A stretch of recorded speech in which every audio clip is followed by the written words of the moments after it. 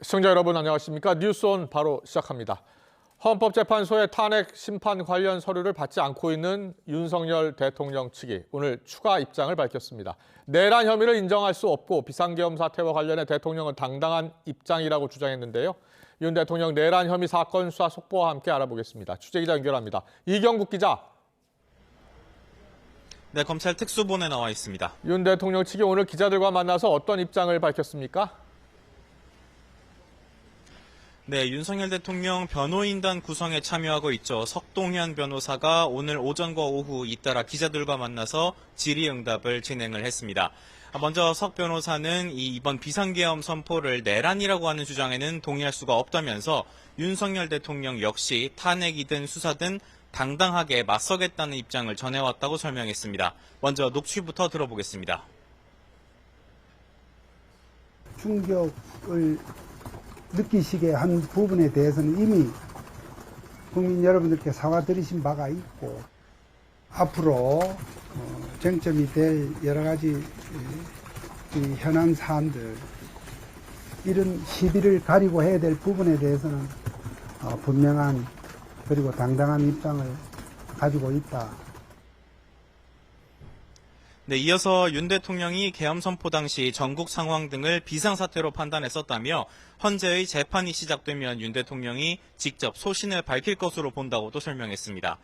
내란 혐의 입증의 분수령이 될 정치인 등 주요 인사 체포 의혹을 두고는 대통령이 체포의 채자도 꺼낸 적이 없다고 부인하기도 했습니다.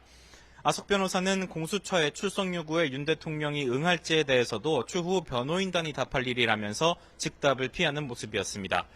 윤 대통령 측이 오늘 이렇게 공개적으로 언론에 입장을 밝히고 나선 것을 두고 전방위적인 여론전에 나선 거라는 분석도 나오고 있습니다. 검찰 분위기도 알아보겠습니다. 어제 윤 대통령 사건을 공수처에 넘기기로 했는데요. 검찰 내부의 반발 기류가 여전하다고요? 네, 비상계엄 사건을 수사해온 검찰 특별수사본부 어제 공수처와의 협의를 거쳐서 윤석열 대통령 그리고 이상민 전 행안부 장관 사건은 공수처에 넘기기로 결정을 했습니다. 검찰은 공수처에 넘길 자료들을 정리하면서 공수처와 실무 협의도 이어가겠다는 방침입니다. 이런 가운데 검찰 특수본이 이른바 체포조 투입 의혹과 관련해서 경찰청 국가수사본부 기획조정관실 등을 압수수색하는 등 관련 수사를 이어가고 있는 것으로도 확인이 됐습니다. 이렇듯 검찰이 강한 의지를 가지고 수사를 해왔던 만큼 어제 이첩 결정에 대해서 검찰 내부에선 반발 기류도 있었는데 한 특수본 관계자는 수사팀의 이첩 반대 입장이 명확했었다며 연일 불쾌한 기색을 드러내기도 했습니다. 심우정 검찰총장도 이 같은 반발을 고려한 듯이 어젯밤 검사장들에게 장문의 글을 보냈던 것으로 확인됐습니다.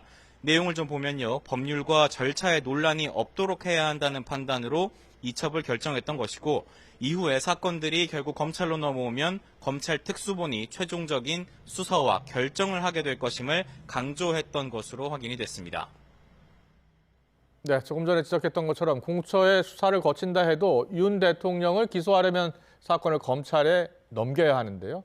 검찰이 아닌 특검으로 바로 갈 가능성도 있는 겁니까? 네, 맞습니다. 공수처는 기소 권한이 없기 때문에 윤석열 대통령을 조사한 뒤에 결국은 검찰로 넘겨야 하는데요. 이 사건이 검찰이 아닌 특검으로 갈 가능성도 배제할 수가 없습니다. 만약 공수처가 윤석열 대통령을 조사하고 신속하게 구속영장을 청구해 이 특검 출범 전에 신병을 확보한다면 사건은 검찰로 넘어가게 될 것으로 보입니다. 형사소송법상 구속 이후 20일 안에 기소를 하지 않으면 피해자를 풀어줘야 하기 때문입니다. 다만 공수처 수사가 늦어지고 그 사이에 특검이 출범할 경우에는 검찰이 아닌 특별검사가 사실상 모든 수사와 기소 권한을 갖게 될 것으로 전망이 됩니다. 결국 공수처의 수사 속도 그리고 특검 출범 시기가 향후 윤 대통령 관련 수사의 이 변수가 될 것으로 전망이 됩니다. 지금까지 검찰 특수본에서 전해드렸습니다. 경찰과 공수처, 또 국방부 조사본부가 함께 수사단을 꾸렸죠. 비상계엄 공조수사본부. 윤 대통령에 대한 2차 출석 요구를 검토하고 있습니다. 민간인 신분으로 비상계엄 사태에 개입한 것으로 의심받는 노상원 전 정보사령관은 계엄 사전 모의 혐의로 구속됐습니다. 취재기자 연결합니다. 윤태인 기자. 네, 경찰청 국가수사본부입니다. 공조본이 윤석열 대통령에게 2차로 출석하라고 요구하는 날짜는 언제쯤이 될 것 같습니까? 네, 공조수사본부는 최대한 빨리 출석할 날짜를 정해서 통보하겠다는 입장입니다. 늦어도 내일까지 윤석열 대통령에게 2차 출석 요구서를 보내는 방안을 검토하고 있습니다. 공조본이 2차로 출석을 요구하는 날짜는 오는 21일 이후가 될 것으로 전망됩니다. 앞서 지난 18일 오전 10시까지 공수처로 출석하라고 했던 1차 출석 요구는 인편과 우편 모두 윤 대통령 측이 거부하면서 불발됐는데요. 윤 대통령 측은 수사기관 두세 곳이 경쟁하듯이 서로가 소환에 나서고 있다며 기관끼리 조정이 필요해 보인다고 말했습니다. 하지만 이후에 검찰이 윤 대통령에 대한 내란 혐의 사건을 공수처로 이첩하기로 하면서 중복 소환 통보 문제도 해소될 것으로 보입니다. 그런데 만약 윤 대통령이 소환 조사에 계속 불응한다면 체포영장 등 강제 수사까지 검토하는 것 아니냐는 전망도 나옵니다. 이런 가운데 경찰은 국회 출입을 통제하는 등 내란 사태에 관여 혐의로 구속된 조지호 경찰청장과 김봉식 서울경찰청장을 오늘 마지막으로 조사한 뒤 내일 검찰로 송치할 방침입니다. 경찰은 김봉식 서울경찰청장에 대해서는 구속 후 한 차례 조사했고 오늘이 두 번째 조사입니다. 조지호 청장은 지병 악화로 병원에 입원해 구속 후에는 그동안 조사가 이뤄지지 못했고 오늘 병원 방문 조사가 이뤄진 것으로 전해졌습니다. 네, 또 햄버거 가게에서 비상계엄을 모의한 것으로 전해진 노상원 전 사령관 구속이 됐죠? 네, 그렇습니다. 어제 저녁 서울중앙지방법원은 노 전 사령관에 대한 구속영장을 발부했습니다. 그 햄버거 해동이라고도 하죠. 노 전 사령관은 비상계엄 선포 이틀 전인 지난 1일 경기 안산에 있는 패스트푸드점에서 문상호 정보사령관 등과 그 계엄을 사전에 모의하고 경기 과천시에 있는 중앙선거관리위원회 장악을 검토하라고 지시한 혐의 등을 받고 있습니다. 노 전 사령관은 계엄 포고령 초안을 작성하고 계엄군의 선관위 장악 등을 주도한 배후 기획자로도 의심받은 인물입니다. 노 전 사령관은 박근혜 정권 당시 정보사령관으로 김용현 전 국방부 장관의 최측근으로 알려졌는데 군 인사를 미끼로 현직 장교들을 포섭하고 병력 동원에도 영향력을 행사했다는 의혹도 받고 있습니다. 경찰은 노 전 사령관의 구속영장에 계엄 당시 정보사령부 산하 첩보부대인 북파공작부대 HID 운용을 준비했다고 적시한 것으로 파악됐습니다. 여인영 방첩사령관은 검찰에 김 전 국방부 장관이 중앙선관위 장악을 지시할 때 노 전 사령관에게 연락하라고 했다고 진술하기도 했습니다. 비선으로 꼽히는 노 전 사령관이 구속되면서 계엄 사전 모의 정황에 대한 수사도 탄력을 받을 것으로 예상됩니다. 지금까지 경찰청 국가수사본부에서 YTN 윤태인입니다. 네, 방금 들어온 소식 전해드리겠습니다. 비상계엄 특별수사본부가 오늘 비상계엄 당시 체포조 활동 혐의와 관련해서 경찰청 국가수사본부와 영등포 경찰서 그리고 국방부 조사본부 관계자들에 대한 압수수색을 진행하고 있다는 속보가 들어왔습니다. 경찰과 국방부는 현재 공조수사본부를 꾸리고 계엄 수사를 별도로 진행하고 있는데요. 검찰이 체포조 동원 의혹과 관련해 국방부 조사본부와 그리고 영등포 경찰서, 경찰 국수본을 압수수색하고 있다는 속보가 들어와서 전해드립니다. 다시 한번 전해드리겠습니다. 검찰 특별수사본부가 비상계엄 당시 체포조 활동 혐의와 관련해 경찰 국가수사본부와 영등포 경찰서 그리고 국방부 조사본부 관계자들에 대한 압수수색을 광범위하게 진행하고 있다는 뉴스 속보를 전해드립니다. 더 자세한 소식은 들어오는 대로 전해드리겠습니다. 네, 그리고 또 다른 뉴스 속보 이어서 전해드리겠습니다. 내란 비선 혐의와 관련해 노상원 전 정보사령관을 소환했다는 속보도 들어와 있습니다. 노상원 전 정보사령관 어제 구속됐었는데요. 구속 뒤 첫 소환 조사입니다. 정보사 계엄문의 정황 조사를 하고 있는데요. 어제 구속영장이 발부돼 신병을 확보한 뒤에 하루 만인 오늘 오후에 불러서 조사하고 있다는 뉴스 속보가 들어와 전해드립니다. 이 또한 자세한 소식은 들어오는 대로 추가로 전해드리도록 하겠습니다. 한덕수 대통령 권한대행이 야당 주도로 국회 본회의를 통과한 6개 법안에 대해 거부권을 처음으로 행사했습니다. 한덕수 권한대행은 헌법 정신과 국가의 미래를 고려해 결정했다고 밝혔는데요. 이종구 기자가 자세히 전해드립니다. 임시 국무회의를 소집한 한덕수 대통령 권한대행이 쟁점 법안 6건에 대해 첫 거부권을 행사했습니다.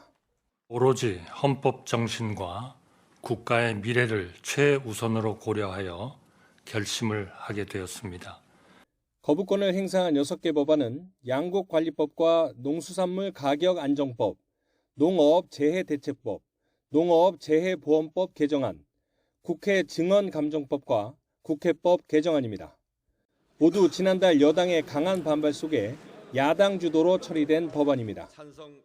양곡관리법 등 상임위에서 저희들이 반대했음에도 불구하고 야당의 일방적인 강행 처리에 의해서 한덕수 권한대행은 결정에 앞서 많은 의견을 경청했다며 거부권 행사 이유를 조목조목 설명했습니다. 농수산물의 가격 폭락과 재해 피해를 정부에서 보전해주는 내용 등을 담은 이른바 농업4법의 경우 시장 기능을 왜곡해 공급 과잉과 막대한 재정 부담이 우려된다고 지적했습니다. 또 국회법 개정안은 헌법에서 정한 예산안 의결기한 12월 2일을 준수하지 않아도 되는 근거를 마련했고 국회 증언감정법 개정안은 동행명령 남발과 기본권 침해 소지가 있다고 강조했습니다. 어느 때보다 정부와 여야 간 협치가 절실한 상황에서 국회 6개 법안에 대한 제의를 요구하게 되어 마음이 매우 무겁습니다.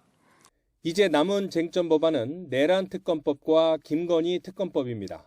두 법안의 거부권 행사 여부를 결정할 수 있는 시한은 내년 1월 1일까지인데 야당이 탄핵 추진 가능성을 내비치고 있어 논란은 계속될 전망입니다. YTN 이종우입니다. 민주당은 6개 법안의 제2요구권을 행사한 한덕수 대통령 권한대행을 윤석열 시즌2라며 맹비난했습니다. 다만 준비하고 있다던 한 권한대행의 탄핵안은 일단 보류할 것으로 보이는데요. 국민의힘은 민주당이 탄핵으로 으름장을 놓고 있다며 맞받았습니다. 국회 취재기자 연결해 자세히 알아보겠습니다. 홍민기 기자. 네, 국회입니다. 네, 윤 대통령 탄핵안 가결 이후에 대통령 권한대행이 제2요구권, 즉 거부권을 행사할 수 있느냐를 놓고 계속 논쟁이 이어졌는데요. 오늘 한덕수 권한대행의 제2요구권 행사에 대한 여야 반응 역시 극명하게 엇갈렸죠. 네, 그렇습니다. 먼저 민주당은 한덕수 대통령 권한대행이 윤석열 시즌2라며 아직도 누구를 따라야 하는지 모르는 것 같다고 비난했습니다. 한 대행이 지금 할 일은 내란 세력의 꼭두각시가 아니라 민의를 따르는 거라고 재차 압박했는데요. 다만 그간 거부권 시 탄핵이라며 엄포를 놨던 민주당은 오늘은 한 대행 탄핵에 신중한 태도를 보이고 있습니다. 내부적으로 다음 달 1일이 시한인 김건희 여사 특검과 내란 특검에 대한 제2요구권 행사 여부까지 지켜본다는 방침인데요. 한 대행이 적극적 권한인 제2요구권을 행사했으니 헌법재판관 3명의 임명도 피할 수 없다며 이 역시 탄핵안 판단에 검토하겠다는 계획입니다. 반면 국민의힘은 이번 제2요구는 국가와 미래를 위한 당연한 결정이었다고 반박했습니다. 정부가 거부할 수밖에 없는 법안들을 계속 단독 통과시켜서 제2요구권 횟수를 누적시키는 의도는 무엇이냐고 거듭 반문했는데요. 국민의힘은 또 민주당이 한 권한대행 탄핵으로 으름장을 놓고 있다며 국무위원을 향한 야당의 무한 탄핵을 막아야 한다고 주장했습니다. 권성동 당대표 권한대행은 국회를 통과한 탄핵안이 헌법재판소에서 기각되면 탄핵안 발의와 표결에 참여한 국회의원을 직권남용으로 처벌하는 법안을 여야가 함께 마련하자고 제안했습니다. 윤상현 의원도 SNS에 대통령 권한대행이 제2요구권을 행사했다고 즉각 탄핵 절차에 돌입하겠다고 겁박하는 민주당의 자가당착은 이제 멈춰야 한다고 날을 세웠습니다.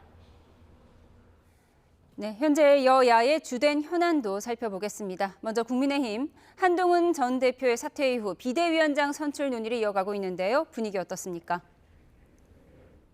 네, 말씀하신 대로 여당은 한동훈 전 대표 사퇴 이후 비대위원장 인선에 진통을 거듭하고 있습니다.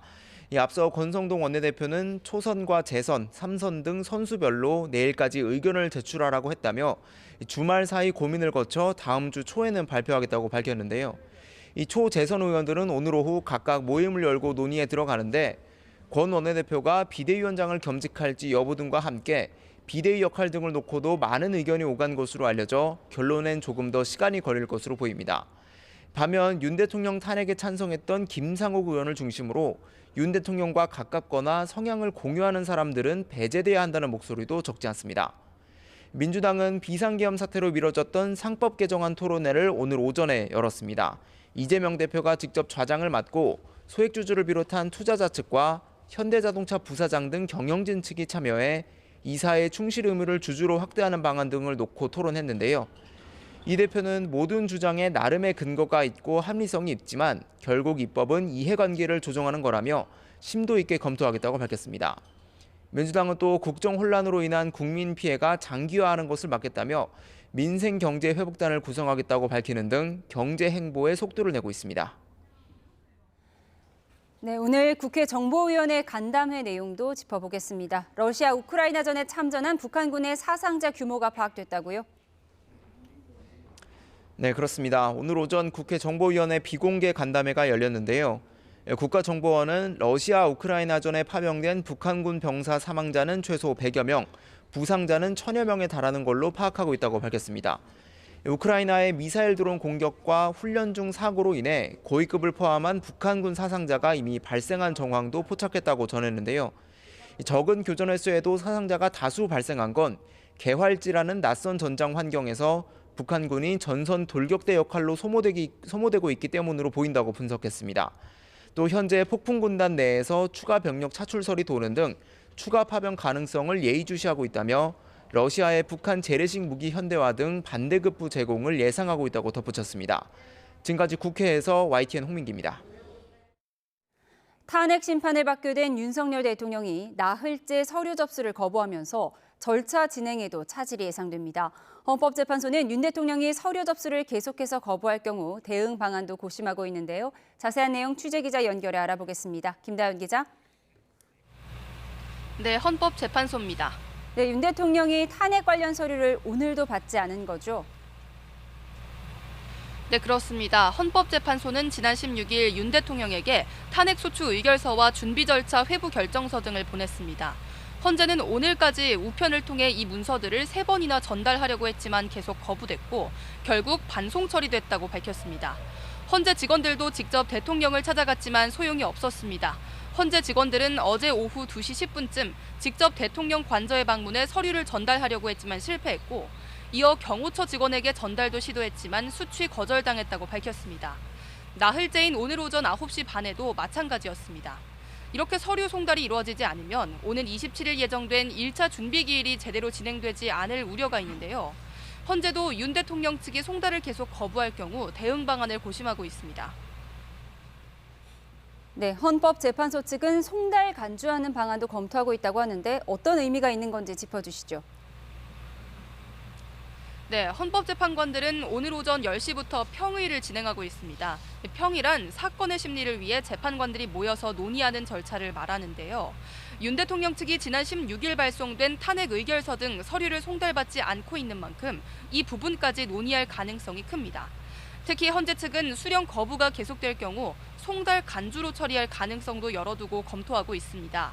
송달 장소에 서류를 놓아두고 전달된 것으로 간주하는 방식이나 또 전자 송달 이후 일주일이 지나면 송달된 걸로 간주하는 방식 등이 거론됩니다. 만약 헌재가 송달 간주로 처리하면 송달의 효력이 발생하는데요. 윤 대통령은 7일 안에 답변서를 내고 오는 24일까지 국무회의 회의록과 입증 계획 등을 제출해야 합니다. 일단 헌재 측은 여러 가능성을 검토하는 가운데 다음 주 월요일 정기 기자브리핑에서 논의 내용을 밝힐 걸로 보입니다. 지금까지 헌법재판소에서 YTN 김다현입니다.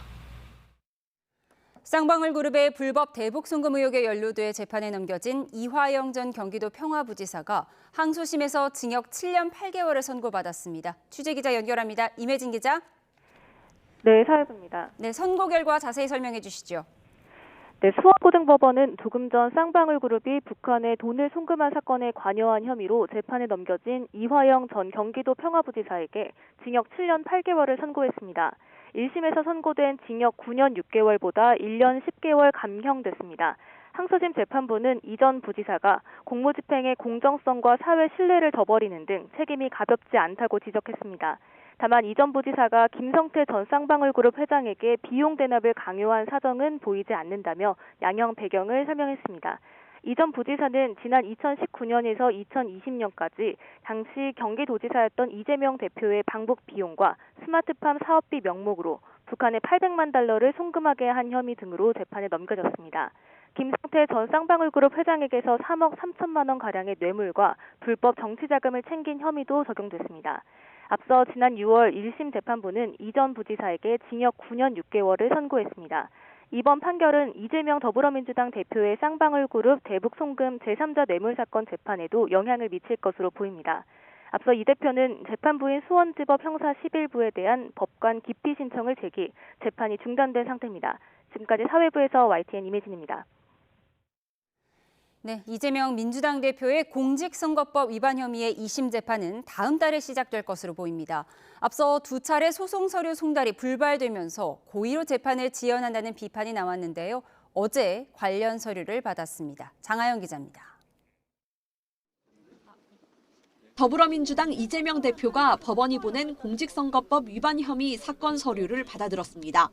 앞서 두 차례 자택으로 보낸 서류는 주소지를 확인할 수 없거나 문을 열어주지 않아 송달되지 않았습니다. 하지만 법원이 국회의원회관으로 집행관을 보낸 세 번째 시도에서 사무실 비서관이 서류를 수령한 걸로 확인됐습니다. 앞서 여당은 이 대표가 재판을 일부러 지연하기 위해 버티기를 하고 있다고 비판했습니다. 이 대표 측은 계엄과 탄핵 정국으로 자택에 사람이 없어 서류를 받지 못한 거라며 재판 고의 지연으로 볼 수 없다는 천대엽 법원 행정처장의 발언을 인용했습니다. 그러니까 그 송달이 안 된 이유가 고의적인 수령 거부잖아요. 그렇게는 평가하기는 쉽지 않은 상태인 것 같습니다. 소송 기록 접수 통지서 송달 절차가 이뤄지면서 이 대표는 다음 달 7일까지 항소 이유서를 서울고등법원에 제출해야 합니다. 이 대표는 지난 대선을 앞두고 김문기 전 처장과 골프 치지 않았다. 백현동 용도 변경은 국토부 협박 때문이라는 허위 발언으로 선거법을 위반한 혐의를 받습니다. 지난 11월 1심에선 의원직 박탈은 물론 차기 대선 출마도 불가능한 징역 1년에 집행유예 2년을 선고받았습니다. YTN 장하영입니다.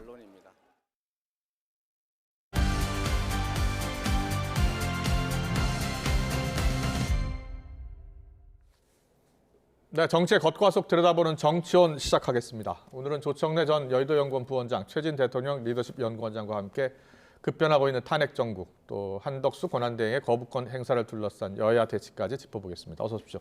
안녕하세요. 네, 안녕하십니까. 안녕하십니까. 예. 한덕수 권한대행, 오늘 임시 국무회의에서요, 야당 주도로 국회 문턱을 넘은 법안들에 대해서 거부권 행사했죠. 여야 반응은 극명하게 엇갈렸고요. 한덕수 대행, 또 민주당 조승래 대변인 목소리 듣고 대담 시작하겠습니다. 어느 때보다 정부와 여야 간 협치가 절실한 상황에서 국회 6개 법안에 대한 제의를 요구하게 되어 마음이 매우 무겁습니다. 그러나 정부는 헌법 정신과 국가의 미래를 최우선으로 하는 책임 있는 결정을 하지 않을 수 없습니다. 명백한 입법권 침해입니다.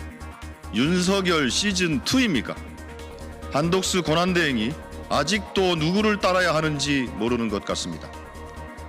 한덕수 권한대행이 지금 해야 할 일은 윤석열과 내란 세력의 꼭두각시 노릇이 아니라 민의를 따르는 것입니다. 한덕수 권한대행은 서둘러 특검 후보 추천을 의뢰하십시오.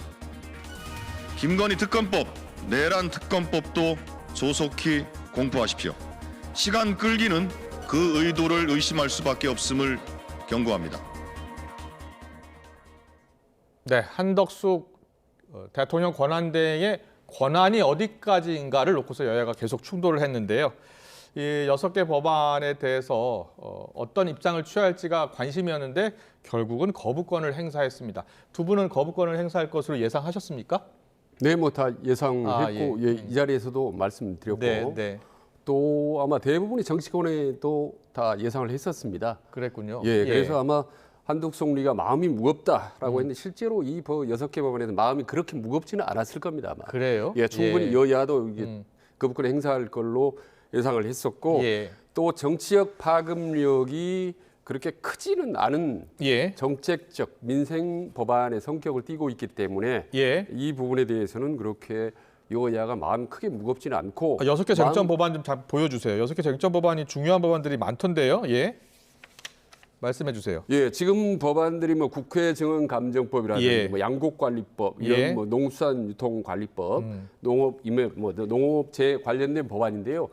다 뭐 중요한 법이죠. 그런데 지금 워낙 이 계엄 정국이 엄중하기 때문에 이를테면 김건희 특검법이라든지 내란 특검법은 훨씬 더 중요한 법안이 있기 때문에 상대적으로 저런 법안들은 이제 좀 묻힐 수밖에 없고 예를 들면 지금 6개 법안 중에 가장 중요하게 논란이 되던 게 양곡관리법이거든요. 근데 저 부분은 사실 민주당 내부에서도 이견이 있을 정도로 좀 서로 의견이 좀 엇갈린 법안입니다. 그래서 한덕수 대행 입장에서는 저 정도는 충분히 법안을 밀어붙이기에도 큰 문제는 없겠다. 그리고 전날 민주당의 주요 의원들, 가까운 의원들에게 또 내부적으로 좀 연락을 했습니다. 아, 그래요? 그렇기 때문에 큰 파장은 없을 거라고 봅니다. 알겠습니다. 대통령 권한대행의 거부권 행사가요. 2004년 당시 권한대행 이후 역대 두 번째라고 하더라고요. 네, 맞습니다.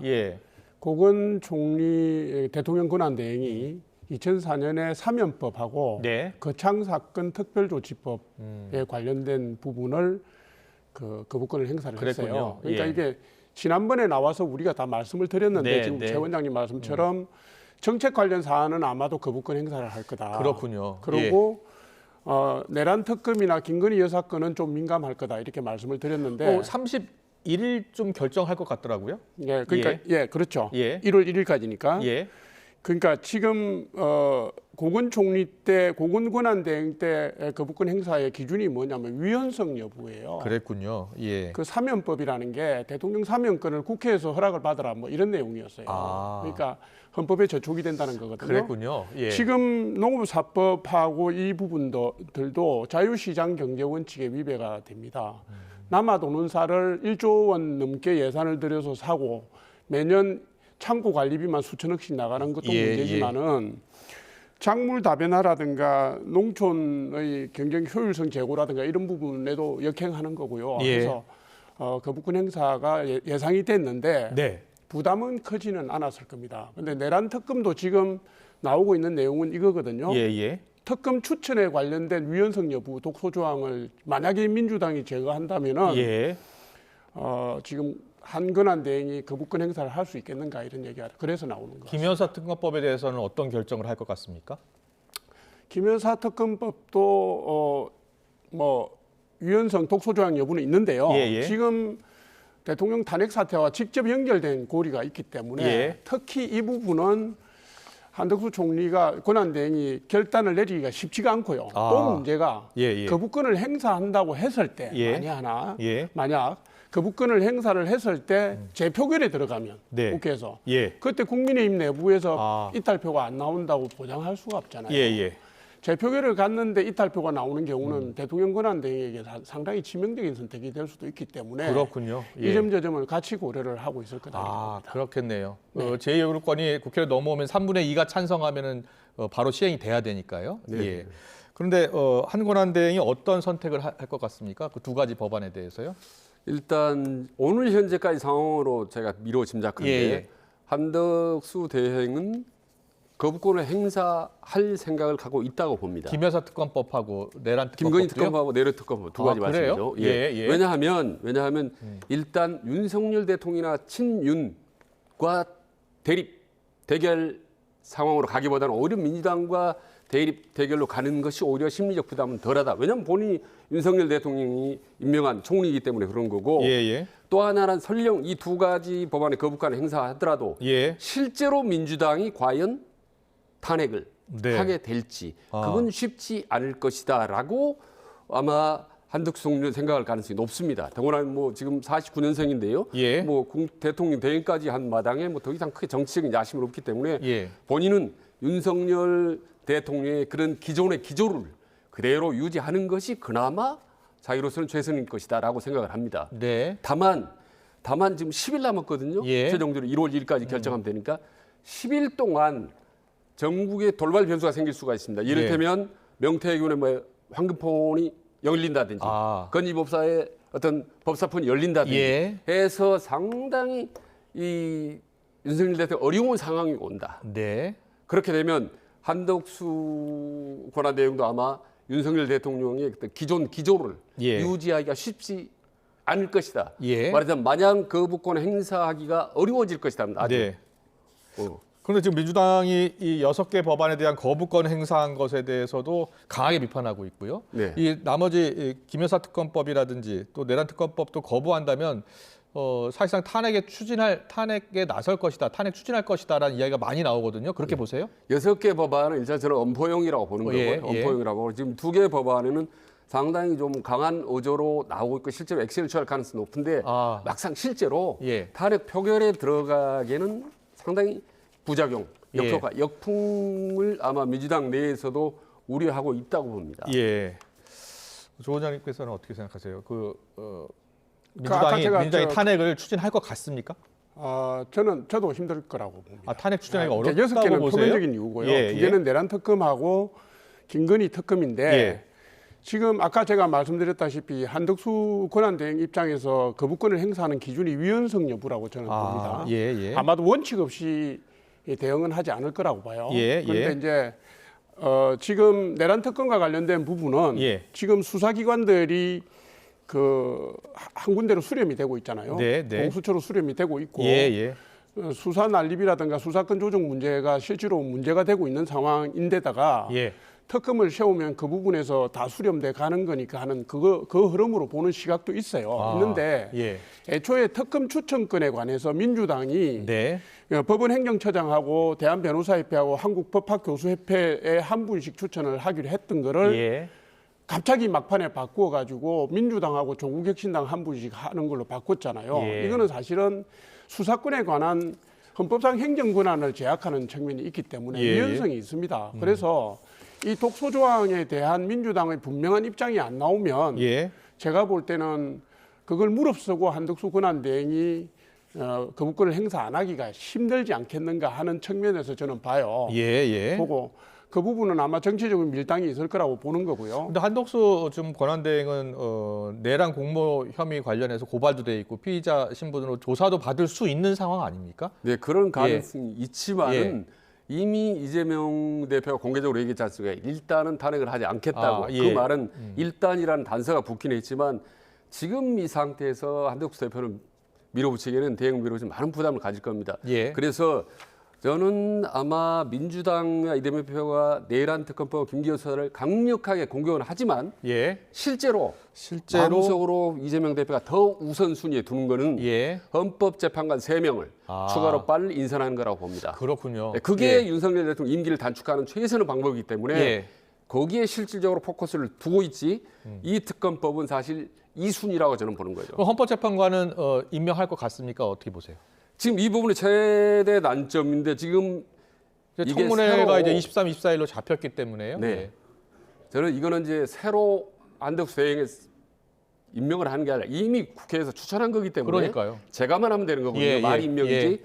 근데 이거는 한덕수 대행보다는 어떤 친윤계가 필사적으로 막으려고 하나 제가 볼 때는 우여곡절 그때 결국은 3명이 저는 인선될 가능성이 일단 훨씬 높다고 봅니다. 그렇군요. 이거는 거부할 수 있는 반대할 수 있는 명분이 사실은 매우 취약합니다. 그렇군요.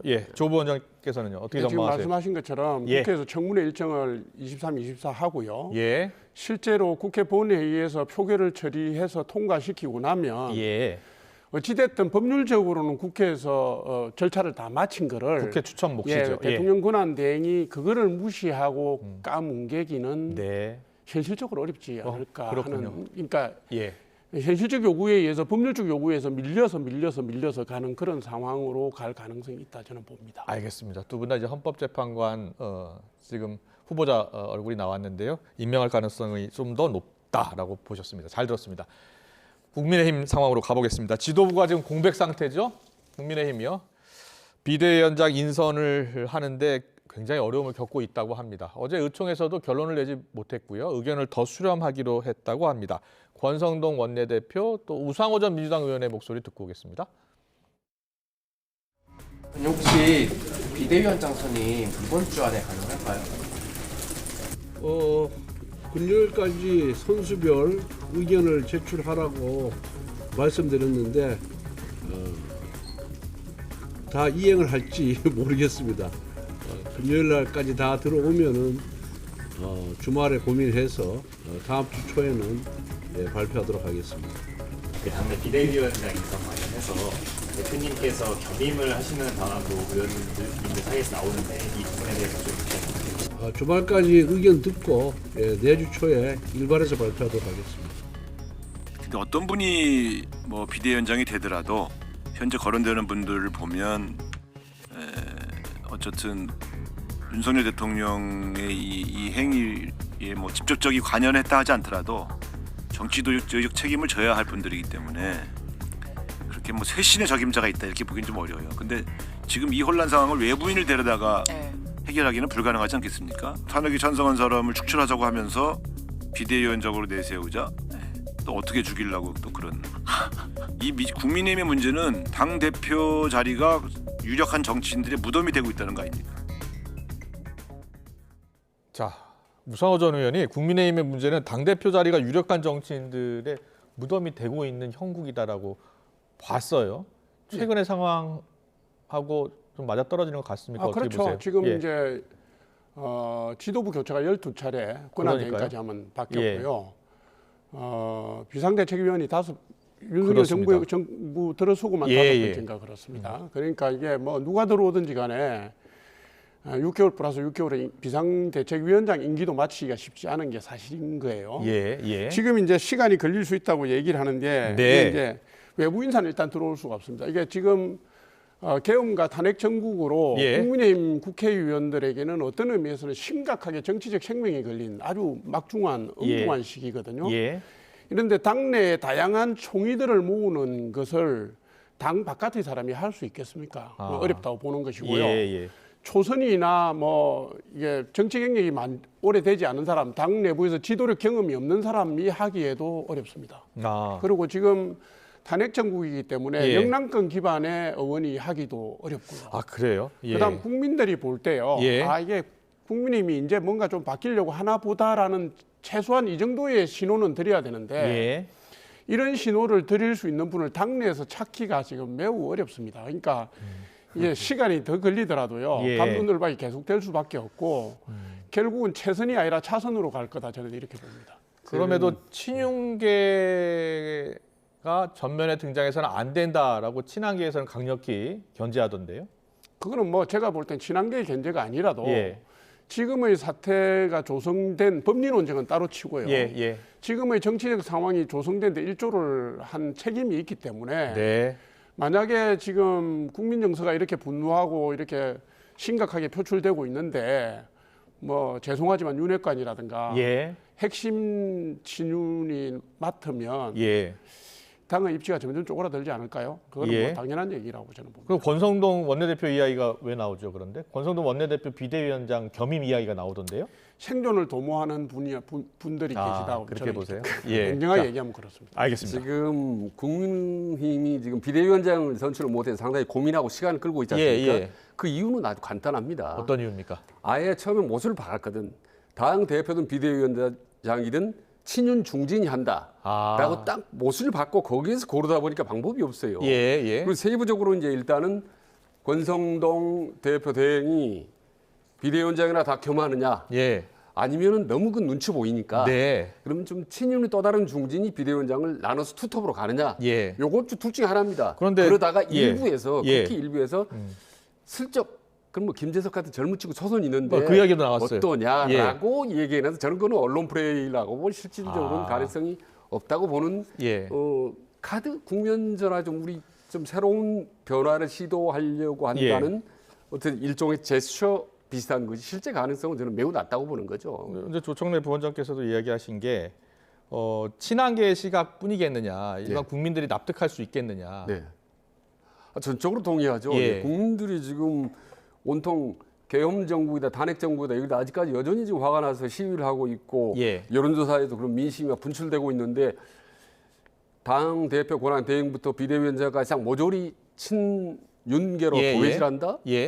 그거는 정말 민심과 한참 동떨어진 거죠. 근데 그걸 어떻게든 모면해 볼까 지금 고민하고 있는 겁니다. 지금 보면 뭐 권영세 의원, 나경원 의원, 김기현 의원, 주호영 부의장 이렇게 이야기가 나오더라고요. 그러니까 방금 말씀하셨듯이 이름 봐보십시오. 그러면 뭐 김기현, 주호영, 원희룡 뭐 다 친윤계 아니겠습니까? 이 여기에 나오고 있는 뭐 권성동, 뭐 권영세, 나경원, 김기현 이 사람으로 누군가를 비대위원장으로 내세웠을 때 어느 국민이 납득을 할 수 있겠습니까? 지금 필요한 건 여러 번 말씀드리지만은 관리형이 아니라 저는 혁신형 비대위원장이라고 봅니다. 어느 지금, 정도 할지 모르지만 지금 이제 비대위원장은 혁신형이 돼야 된다. 당연한 거죠. 예. 지금 완전히 탄핵이라는 그 당 완전히 폭탄을 맞은 거 아닙니까? 예. 폭탄을 맞았는데 지금 삽질할 수는 없지 않습니까? 예. 완전히 새롭게 불도저 총동원해서 싹 건물과 땅을 싹 바꿔야 될 판인데 예. 지금 몇 사람이 빗자루 들고 어떻게 좀 피해볼까 상황을 이런 상태이기 때문에 예. 저는 뭐 참 한참 방향을 잘못 잡고 있다고 보는 거죠, 국민의힘이. 알겠습니다. 개혁 쇄신이냐 안정 통합이냐. 물론 개혁 쇄신 안정 통합이 다 되면 좋겠습니다만 개혁 쇄신이 먼저 돼야 되는 것 아니냐라는 생각이시고요. 그런 요구를 받고 있습니다. 조 원장께서는 국민들에게 그 요구를 받고 있는데 보세요? 지금 당의 상황을 안을 보면 우선 당을 안정시키는 게 급선무입니다. 제가 볼 때는. 그러니까 지금 상황에서 만약 개혁 쇄신형 카드를 내밀면 당이 더 분열할 수 있다 이렇게 저는 봅니다. 이게 이제 딜레마에 처해 있는 건데요. 지금 당의 입장에서는 당의 총의를 모을 사람이 들어가야 돼요. 그러니까 당의 다수 세력에 거부감이 별로 없는 사람 첫째. 그다음에 당 지도부 경험이 있는 다선. 그다음에 가급적이면 중부권 이상 수도권 출신이면 더 좋겠다. 저는 아까 최선이 아니라 차선이라고 말씀드린 이유가 국민 눈높이에는 딱 맞지 않아도 혁신행이 아니어도 이 정도 수준에서 대충 대안을 찾아가지 않을까 이렇게 그 말씀을 드린 거죠. 앞서 이제 생존의 문제라고 이야기하셨잖아요. 네. 의원들의 생존의 문제인데 의원들의 생존을 위해서는 당이 확실하게 변화되는 모습을 보여야 되는 거 아닌가요? 지금 사실은 그 지난번 그 국회 본회의에 탄핵 가결에서 보시다시피 반대파 의원이 많지 않습니까? 그 중에서 특히 핵심 친윤으로 불리는 분들은 지금 정치 생명의 위협을 느끼고 있는 상황일 거고요.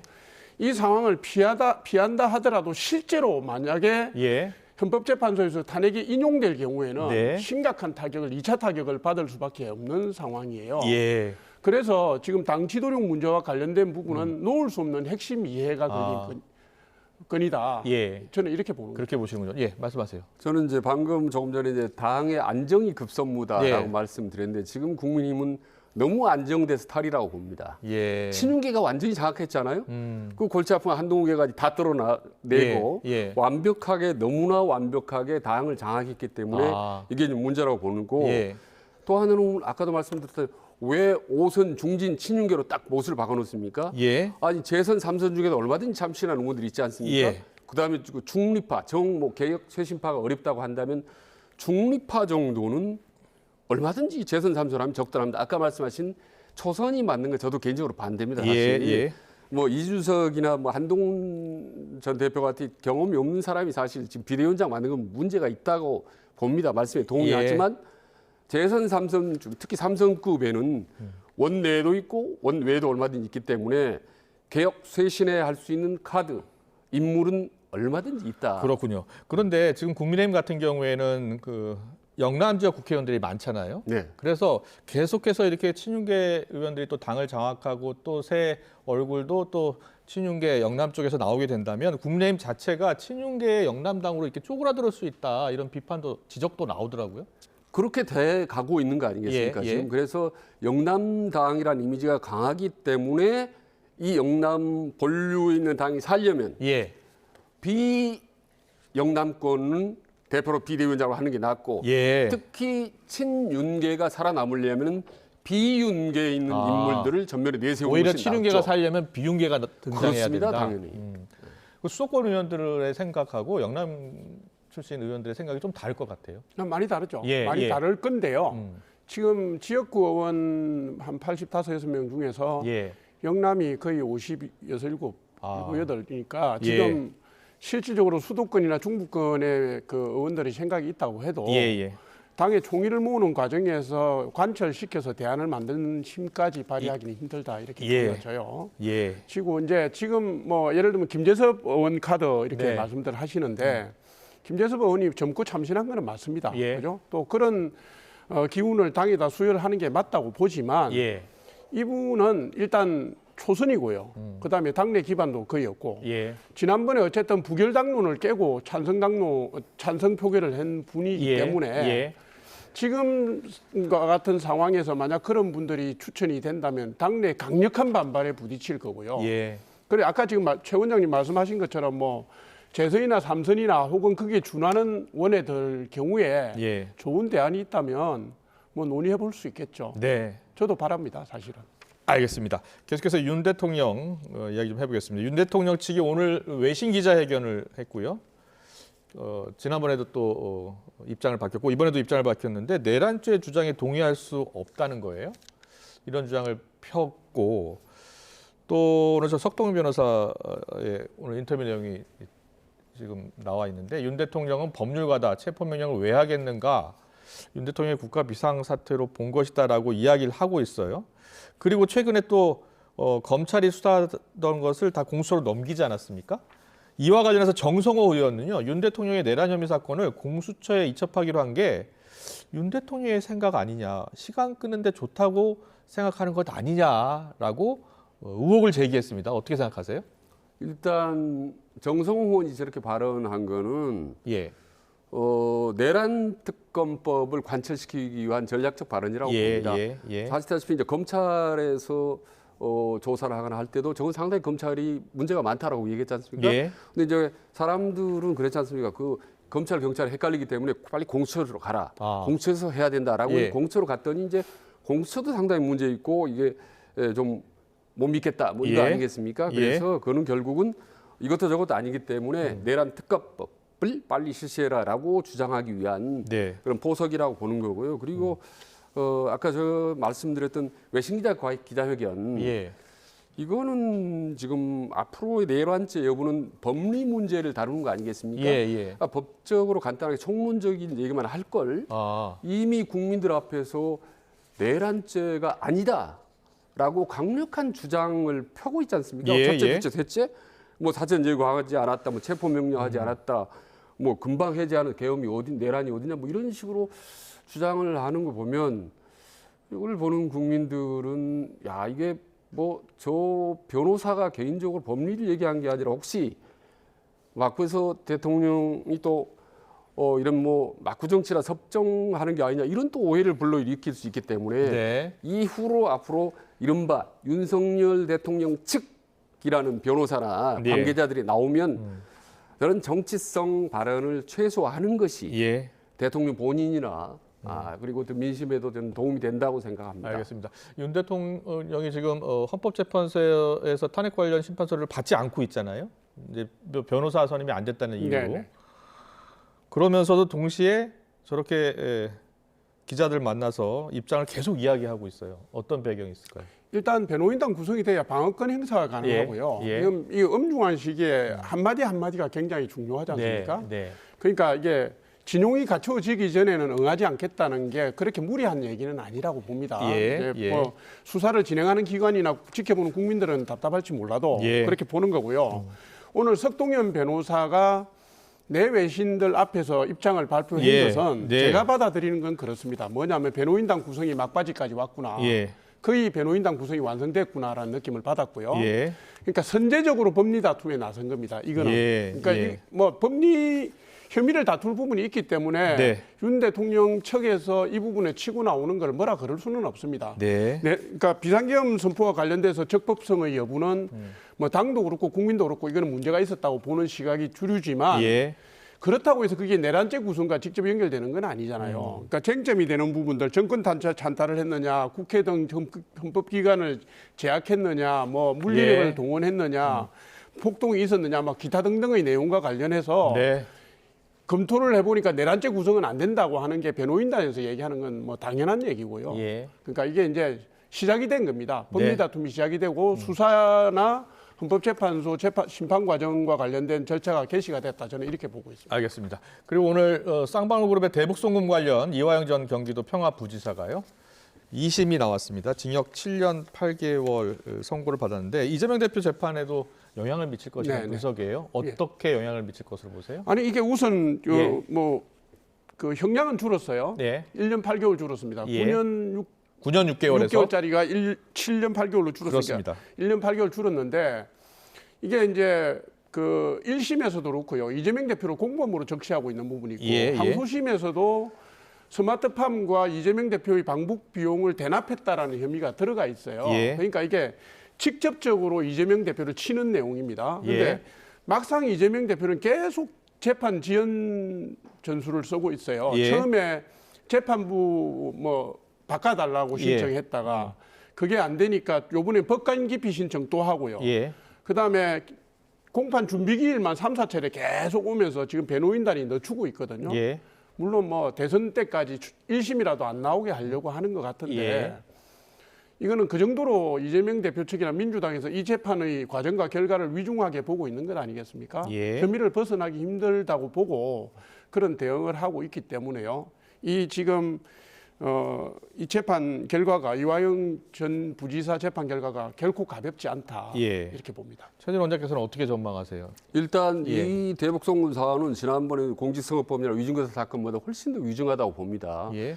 벌써 관계자 이화영 지사가 평화부지사를 했잖아요. 그러니까 예. 도지사 할 때 부지사했던 사람이 2심에서 7년 8개월을 받았다라는 건 엄청난 중형입니다. 그리고 예. 이게 상당히 문제가 될 법한데 예. 다만 요즘 재판은 전부 시간 싸움입니다. 네. 지금 이 재판이 1심에서 2심형 오늘 받는 데가 6개월 걸렸거든요. 아, 6개월. 그랬군요. 그럼 원래 633 원칙에 따르면 3개월이면 끝나야 되는 건데 6개월 걸렸습니다. 그럼 이후 마지막 최종 선거법이 3심. 633 아닙니까? 예. 예, 이건 선거법이 아니잖아요. 보통 이런 경우도 이제 예. 그 대법원에서 얘기해서 633의 원칙을 전반적으로 예. 지켜줘서 했는데 예. 이것도 6개월 이상 걸릴 가능성이 높다고 본다면 예. 민주당의 이재명 대표가 관심을 갖고 있는 대선 시기로부터 벗어나기 때문에 예. 상대적으로 좀 국민들의 어떤 관심권, 어떤 중요도 면에서 좀 밀리고 있죠, 사실. 시간 예. 싸움에서는 후순위에 해당되는 거죠. 그럴 수 있군요. 알겠습니다. 계속해서 다음 이슈 넘어갈게요. 2022년 대통령 선거 당시에 윤석열 캠프에서 활동했다고 알려진 일명 건진법사요. 전모 씨. 불법 정치자금 수수 혐의로 검찰에 체포된 것을 두고서 정치권에서 여러 해석이 나오고 있습니다. 장해찬 전 최고위원, 윤 대통령과 무관하다라고 주장했고 신지호 전 부총장, 램덕이 되면 검찰이 하이에나 기지를 드러낸다. 검찰 수사에 따라서 새로운 뇌관이 될 수 있다라고 했습니다. 듣고 오겠습니다. 검찰 출신 그 정치인들이 이구동성을 하는 얘기가 검찰은 뭐 정권의 그 장악력이 셀 때는 일종의 사냥개 역할을 하지만 이게 레임덕이 되고 뭐 하려고는 또 그걸 또 거꾸로 물어뜯는 하이에나 기질이 나온다. 뭐 대략 그런 맥락이라고 봅니다. 명태균 씨의 황금폰이 있다면 뭐 이 건진법사의 법사폰이요? 법사폰이 있다고 하는 이게 또 그러면 새로운 뇌관이 될 수 있다고 보십니까? 포렌식 결과 뭐 어떤 내용물이 거기서 추출이 되는가에 따라서 다르겠죠. 일단 건진법사라는 사람은 대선 과정에서 완전히 배제가 되어서 그 이후에 영향력을 행사한 적이 없고요. 이번에 긴급 체포된 또 영장이 청구된 발부가 될지는 모르겠습니다만 2018년도 지방선거 관련된 것입니다. 근데 2018년도면 아시다시피 윤석열 대통령이 정치권에 발을 들이기도 한참 전이죠. 황금폰은요? 거기서 뭐 특별히 전 더 나올 게 있을 것 같지는 않습니다. 네, 황금폰에 이어서 법사폰 이야기가 나왔어요. 근데 2018년 지방선거 관련해서 이제 정치자금법 위반 혐의라고 하는데요. 지금 시점에 이 사건이 불거지고 과연 어떤 영향을 미칠 것이냐. 신지호 부총장의 해석은 앞으로 이제 뇌관이 될 수 있다는 거예요. 어떻게 전망하세요? 저도 지금 6년 지난 사건을 지금 다시 검찰이 손을 댄다. 예. 더구나 지금 속보가 계속 뜨는데 뭐 장부, 건진법사의 장부도 입수하고 태블릿 PC도 입수하고 이런 이후 속보도 계속 나오고 있거든요. 그렇군요. 방송 조금 전에도. 이거는 오래된 사건이지만은 검찰이 뭔가 좀 낌새를 좀 찾았지 않느냐라는 좀 불길한 얘기이 좀 드는 거고요. 근데 신지호 그러니까 친한 게 한동훈 게 핵심 아닙니까? 근데 아마도 상당히 좀 지금 이제 억하심정이 좀 있겠죠. 그래서 검찰이 보통 때는 지금 사냥개지만은 이렇게 대통령이 어려워지면 하이에나가 된다라는 말은 검찰이요 당신들은 정말 제대로 좀 하이에나처럼 물어뜯어라 이런 희망사항을 담고 있는지는 모르겠습니다만은 어쨌든 저는 명태균 황금폰과 함께 아마 상당히 이 이후 탄핵 정국에서 또 불과 터질 수 있는 잠재력은 지뢰밭이라고 봅니다. 그렇군요. 이후 터져 나올 가능성이 훨씬 높습니다. 그렇지 않으면 검찰이 지금 섣불리 소환 조사해가지고는 오히려 역풍이 몰릴 수 있기 때문에 저는 충분히 뭔가 이후 것들이 나올 가능성이 높습니다. 그래서 앞으로 명태균, 건진법사 이런 또 모르겠습니다. 또 전공은 또 어떻게 될지 모르겠지만은 여러 가지 이제 불길한 징후들이 많이 지금 막 동시다발로 터져 나오는 것 같습니다. 네. 조 원장께서는 어떻게 보세요? 시점이 묘하긴 해요. 이 시점이 이게 지금 사기 암호화폐 수사, 킴비코인 수사하다가 나왔는데 거기서 자금 흐름을 추적하다 보니까 2018년 지방선거 때 공천에 개입했더라. 요 내용이잖아요. 근데 이게 수사가 언제 이루어진지는 모르지만 나오는 시점이 묘한 거는 맞고요. 나오는 시점이 묘하다. 그러니까 업무설이라든가 검찰의 뭐 작업설 이런 게 퍼질 수 있는 주객관의 조건이 돼 있는 건 맞다고 저는 보는 것이고 다만 2018년 그 시이면은 윤석열 대통령이 서울중앙지검장 할 때예요. 정치권에 영향을 미칠 입장에 있지도 않았고 요 사건하고 관련이 없는데 뭔가 찜찜하게 뒤에 연결돼 있는 게 혹시 녹취가 있거나 통화 기록이 있거나 이 대목 아니겠습니까? 그럴 수도 있겠네요. 2014년에 건진법사라는 사람이 김건희 여사의 코바나 컨텐츠 고문이라는 명함을 들고 다녔다. 뭐 이런 내용이잖아요. 그랬다고 하죠. 그러니까 통화 녹취록이 아니더라도 틀림없이 통화 기록은 나오지 않겠습니까? 그러면 그럴 수 있겠네요. 또 그걸 가지고 언론에 대서특필이 되고 뭔가 있는 것처럼 해서 일이 번지고 커지고 정치적 사건으로 비화하고 이렇게 갈 수 있는 소지는 있어요. 근데 다만 윤석열 정부가 들어서기 직전에 대선 운동 때 이 건진법사 파동이 일어나고 난 뒤에 네트워크 본분과 하는 걸 즉각 해체를 해서 건진법사는 사실상 손절을 한 걸로 저희도 알고 있고 그 이후에 정부 출범 이후에도 건진법사와 관련된 행정은 거의 뭐 찌라시에도 나온 게 없기 때문에 녹취록과 같은 직접적인 뭐 증거가 제출되는 상황이 아니라면 뭐 명태균 건처럼 발화가 될까 이렇게 뭐 지켜보고 있습니다. 근데 2018년 지방선거 관련이기 때문에 뭐 윤석열 대통령이 아니더라도 친윤계의 당시 지도부 또 관련돼 있을 가능성도 2018년에 당에는 친윤계라고 할 만한 사람은 없었고요. 그러니까 공천과 관련된 거라면 뭐 대통령 내외를 호가호위하면서 팔고 다닌 사람이니까 그 당시에 또 당의 지도부에 누군가를 팔고 했을 수는 있지 않겠습니까? 정치인이 걸려 나올 가능성은 있다고 봅니다. 그럼 앞서 황금폰 이야기 잠깐 하셨잖아요. 이제 황금폰이 지금 3개입니다. 검찰에 제출한 게 3개하고 USB 1개예요. 그리고 이게 한 4, 5년치 이 휴대폰 사용한 휴대폰 3개 그리고 USB가 들어있는데 과연 거기에 어떤 내용이 들어있을지 또 윤석열 대통령 부부를 포함해서 주요 정치인들하고 대화도 담겨있을 가능성이 높은 거 아닙니까? 네, 지금 정치권이나 또 유튜브 보는 분들 많죠. 아마 그분들의 최대 관심사입니다. 황금폰이 뚜껑이 열리면 뭐가 열릴 것이냐, 판도라 상자가 열리는 거 아니냐 이런 얘기를 하는데 그 이유 중에 하나가 저도 여러 번 이 자리에서 말씀드렸다시피 명태균 씨가 그런 얘기를 했지 않습니까? 본인이 내가 구속되면 한 달 안에 대통령이 자리에서 물러날 텐데 그거 감당할 수 있겠느냐라고 그 얘기를 했는데 그게 구속된 게 11월 14일이고 지금 12월 3일 날 계엄을 발표한 게 딱 정확히 30일 한 달입니다. 우연치고는 참 묘한 우연인데. 그런데 최근에 이제 민주당 박수원 의원도 만나고요. 긴밀하고 그래서 아마 명태균 씨가 지금 옥중에는 있지만은 본인이 목숨을 걸고 많이 구명운동이나 별별 짓을 최악에 할 수 있는 모든 행동을 다 할 거라고 봅니다. 그런 점에서 저는 이게 거의 뭐 저는 초있게 들어갔다고 봅니다. 오늘, 내일, 모레 언제든지 터져 나올 수밖에 없다고 보는 거고 그게 이제 대통령 문제가 아니라 이제 김건희 여사와 관련되기 때문에 훨씬 더 자극적일 수밖에 없다. 더 민심을 이 날카롭게 자극할 상황이 많기 때문에 계엄 정국은 훨씬 더 악화될 가능성이 높다. 건진법사 같은 경우도 언론에서는 이미 뭐 윤석열 대통령 부부 뭐 비선 라인 뭐 이렇게 그냥 아예 규정해가지고 뭐 나오고 있더라고요. 그래서 역대 대통령들의 사례를 보면 대통령이 상당히 좋지 않은 일로 어려움에 처하면 많은 제보와 또 어떻게 보면 억측이라든지 막 공격이 들어옵니다. 사실 어떻게 보면 이 모든 거를 사실 윤석열 대통령이 자초한 측면도 사실 없지 않죠. 알겠습니다. 조 원장께서는 그 황금폰 3개하고 USB 1개예요. 복사본이 있다고 보세요? 저는 있다고 봅니다. 아, 그래요?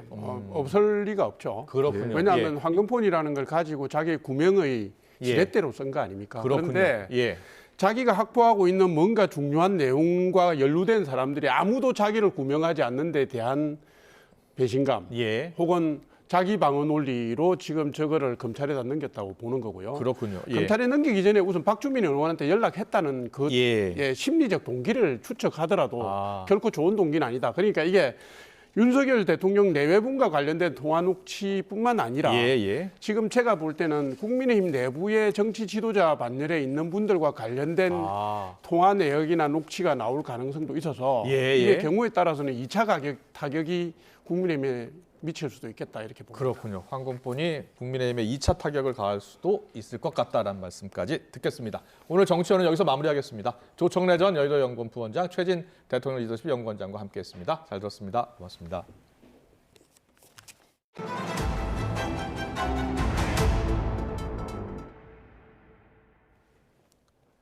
비상계엄 사태에 개입한 것으로 의심받고 계엄 사전 모의 혐의로 구속된 노상원 전 정보사령관이 오늘 구속 후 첫 조사를 받았습니다.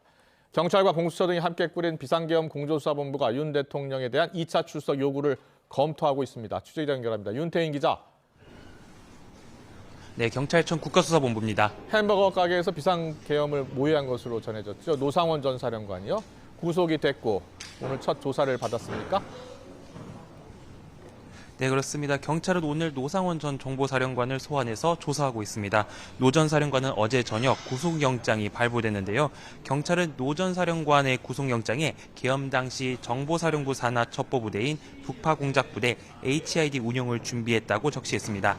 노 전 사령관은 또 비상계엄 선포 이틀 전인 지난 1일 경기 안산의 패스트푸드점에서 문상호 정보사령관 등과 계엄을 사전에 모의하고 경기 과천시에 있는 중앙선거관리위원회 장악을 검토하라고 지시한 혐의 등을 받고 있습니다.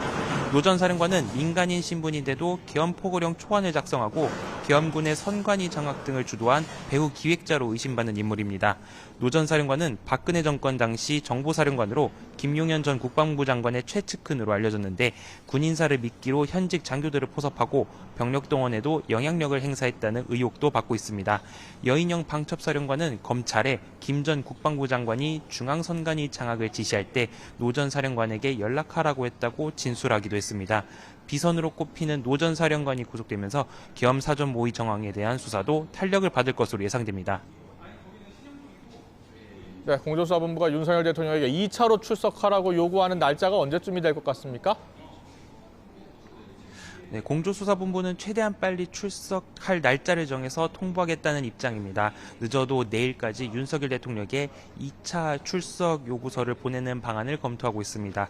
공조본이 2차로 출석을 요구하는 날짜는 오는 21일 이후가 될 것으로 전망됩니다. 앞서 지난 18일 오전 10시까지 공수처로 출석하라고 했던 1차 출석 요구는 인편과 우편 모두 윤 대통령 측이 거부하면서 불발됐는데요. 윤 대통령 측은 수사기관 두세 곳이 경쟁하듯이 서로가 소환에 나서고 있다며 기관끼리 조정이 필요해 보인다고 말했습니다. 하지만 이후에 검찰이 윤 대통령에 대한 내란 혐의 사건을 공수처로 이첩하기로 하면서 중복 소환 통보 문제도 해소될 것으로 보입니다. 그런데 만약 윤 대통령이 소환 조사에 계속 불응한다면 체포영장 등 강제 수사까지 검토하는 것 아니냐는 전망도 나옵니다. 이런 가운데 경찰은 국회 출입을 통제하는 등 내란 사태에 관여한 혐의로 구속된 조지호 경찰청장과 김봉식 서울경찰청장을 오늘 마지막으로 조사한 뒤 내일 검찰로 송치할 방침입니다. 경찰은 김봉식 서울경찰청장에 대해서는 구속 후 한 차례 조사했고 오늘이 두 번째 조사입니다. 조지호 청장은 지병 악화로 병원에 입원해서 구속 후에는 그동안 조사가 이뤄지지 못했고 오늘 병원 방문 조사가 이뤄진 것으로 전해졌습니다. 지금까지 경찰청 국가수사본부에서 YTN 윤태인입니다. 윤석열 대통령 측이 내란 혐의를 인정할 수 없고 비상계엄 사태와 관련해 대통령은 당당한 입장이라고 밝혔습니다. 검찰은 경찰청 국가수사본부와 국방부 등에 대한 대대적인 압수수색에 나서며 수사를 이어가고 있습니다. 취재기자 연결하겠습니다. 이경국 기자. 네, 검찰 특수본에 나와 있습니다. 네, 윤 대통령 측이 오늘 기자들과 만났는데요. 어떤 입장을 밝혔습니까? 네, 윤석열 대통령 변호인단 구성에 참여하고 있는 석동현 변호사가 오늘 외신을 포함해서 기자들과 잇따라 만나서 질의응답을 진행을 했습니다. 먼저 석 변호사는 이번 비상계엄 선포가 내란이라는 주장에는 동의할 수가 없다면서 대통령 역시 수사든 탄핵이든 당당히 맞서겠다는 뜻을 밝혔다고 전했습니다. 녹취 먼저 듣고 오겠습니다. 충격을 느끼시게 한 부분에 대해서는 이미 국민 여러분들께 사과드리신 바가 있고 앞으로 쟁점이 될 여러 가지 현안 사안들 이런 시비를 가리고 해야 될 부분에 대해서는 분명한 그리고 당당한 입장을 가지고 있다. 네, 이어서 석 변호사는 윤 대통령이 계엄 선포 당시의 전국 상황 등을 비상사태로 판단했다면서 헌법재판소 재판이 시작되면 윤 대통령이 직접 소신을 밝힐 것으로 본다고 설명했습니다. 내란 혐의 입증의 분수령이 될 정치인 등 주요 인사 체포 의혹을 두고는 대통령이 체포의 채도 꺼낸 적이 없다고 부인하기도 했습니다. 다만 석 변호사 공수처의 출석 요구에 윤 대통령이 응할 것인지에 대해서는 추후 변호인단이 답할 일이라며 즉답을 피하는 모습이었습니다. 윤 대통령 측이 오늘 이렇게 공개적으로 언론에 입장을 밝히고 나선 것을 두고 전방위 여론전에 나선 거 아니냐는 분석도 나오고 있습니다. 네, 검찰 수사 상황도 짚어보겠습니다. 오늘 대대적인 압수수색에 나섰죠. 네, 맞습니다. 검찰은 오늘 경찰청 국가수사본부 수사기획조정관실 그리고 영등포 경찰서, 국방부 조사본부 관계자 등에 대한 압수수색을 진행하고 있습니다. 검찰은 비상계엄 당시 체포조 활동 혐의를 수사하기 위함이라고 설명을 했습니다. 검찰은 지난 3일 비상계엄 선포 이후에 국군 방첩사령부가 이른바 체포조 활동을 위해서 국수본에 연락했고 실제 경찰이 인력을 배치했다고 의심하고 있습니다. 윤석열 대통령 사건을 공수처에 이첩하기로 결정을 했지만 검찰 특수본은 여전히 비상계엄 사건에 대한 수사 의지를 드러내고 있습니다. 그런 만큼 특수본 내부에서는 어제 이첩 결정에 대해서 반발하는 기류도 읽히고 있는데요. 심우정 검찰총장은 절차에 논란이 없게 하려고 이첩을 결정했고 이후에 사건이 검찰로 넘어오면 최종 수사는 특수본, 검찰 특수본이 하게 될 거라면서 검사들을 달래기도 했습니다. 네, 공수처의 수사를 거친다고 해도 윤 대통령을 기소하려면 사건을 다시 검찰로 넘겨야 하는데 검찰이 아닌 특검으로 갈 가능성도 있는 거죠? 네, 맞습니다. 공수처는 기소 권한이 없기 때문에 윤석열 대통령을 조사한 뒤에 결국에는 검찰로 넘겨야 하는데 사건을 검찰이 아닌 특검으로 넘겨야 될 가능성도 있습니다. 만약 공수처가 윤석열 대통령을 조사하고 신속하게 구속영장을 청구해서 특검 출범 전에 신병을 확보한다면 사건은 검찰로 넘어갈 것으로 보입니다. 형사소송법상 구속 이후 20일 안에 기소하지 않으면 피해자를 풀어줘야 하기 때문입니다. 다만 공수처 수사가 늦어지고 그 사이에 특검이 출범할 경우에는 검찰이 아닌 특별검사가 사실상 모든 수사와 기소 권한을 갖게 될 전망입니다. 결국 공수처의 수사 속도 그리고 특검 출범 시기가 향후 윤 대통령 관련 수사의 변수가 될 것으로 보입니다. 지금까지 검찰 특수본에서 전해드렸습니다. 네, 윤석열 대통령 측이 내란은 전혀 당치 않고 탄핵도 졸속으로 이루어졌다고 주장하면서 최적의 변호인단을 준비하고 있다고 오늘 밝혔습니다. 네, 계엄 선포 직전에 장갑차와 전차 등을 운용하는 기갑부대장이 판교에 대기했던 것으로 알려진 가운데 체포조 의혹을 확인하기 위한 광범위한 압수수색도 이루어지고 있습니다. YTN 백종규 기자 그리고 양지민 변호사와 함께 수사 상황과 궁금증 짚어보겠습니다. 두 분 어서 오세요. 어서 오십시오. 예. 네. 먼저 오늘 윤 대통령 측에서 기자회견을 했는데요. 내용 먼저 듣고 와서 대담 이어가도록 하겠습니다. 대통령이 체포 채자도 얘기한 적도 없을 뿐만 아니라 했다 안 했다를 떠나서 체포하면 도대체 어디다가 데려놓겠다는 것입니까? 어쨌든 대통령의 기본적인 상식적 사고와 국민적 눈높이에서 내란은 전혀 당치 않다는 생각을 하고 있다고 생각합니다. 대통령 탄핵소추에 그냥 이렇게 성급하게 졸속적으로 탄핵소추가 이루어진 측면이 분명히 있고요. 대통령께서 주춤하지 않고 어떠한 이 절차에 맞는 단계에 맞는 방식으로 본인의 입장 설명을 하실 걸로 봅니다. 네, 좀 정리해보면 예고하고 하는 내란이 어딨냐, 그만두란다고 그만두는 내란이 어딨냐 이런 부분이잖아요. 내란죄 아니라고 주장하는 근거가 뭔가요? 예, 윤석열 대통령 측 오늘 잇따라 오전 오후 기자 문답을 진행했습니다. 예. 비상계엄이 개인적 불만 차원이 아니라 정말 국가의 비상사태였다 이렇게 표현을 했는데요. 윤석열 대통령 입장에서는 내란죄에 대해서 생각해 본 적도 없다. 또 그리고 나 내란합니다 하고 예고하고 내란하는 사람이 어디 있냐 이렇게 또 밝히기도 했어요. 또 그러면서 출동한 군경에게 시민과 충돌하면 안 된다는 취지로 말했다고 전했는데요.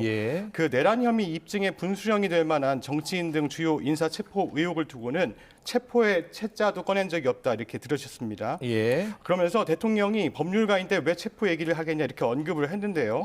윤 대통령이 계엄 해제 표결을 앞둔 국회의원들을 끌어내라고 직접 지시했다는 군 관계자들의 진술이 계속 나오고 있잖아요. 군 관계자들의 증언하고 배치되는 발언이에요. 그렇습니다.